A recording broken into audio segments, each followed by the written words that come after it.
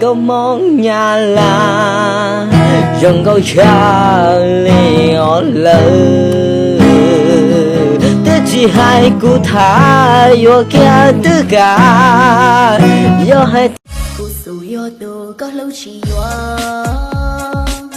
sủ vô đồ có mà nhân chỉ tua chùa chỉ sủ mua các tôi nhà ta chúa tua có vô cho bên nước rồi thì nhớ về tao trong xưa học bên nước rồi muốn lần cao chống hẹn hò kia không trồng tiếng xe.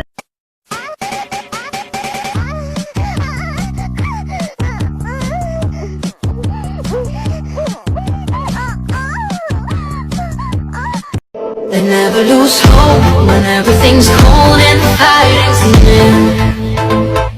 It's deep in their bones, thrown out into smoke when the fire is clear. Nhỏ sông sông chiếu mẹ lên nụ nè yêu mù bỏ cho lu cho có từ xài có sự thốn trò nè mù bắt tao mua tôi lu là lo chỉ to mẹ lên nụ nước bọc thư giật mò bảo ta để trả lời yang chỉ cho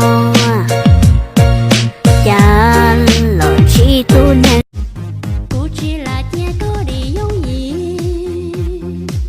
sao là sai cô yo chờ ô xin từ vị thì có thể chỉ tao gì có tao cô lời sao bà có vô đi nhoi lên cho khai khi cũng chẳng có lo rồi ý gì ai sao có đơn quý dòng đi mọi ý đua nãy cùng cho chắp là có lưu xuống đi Sầu thì đầy gai, trai thì đầy đường, giường thì có 4 chân. Anh đừng có phân vân, em cân cả buổi tối.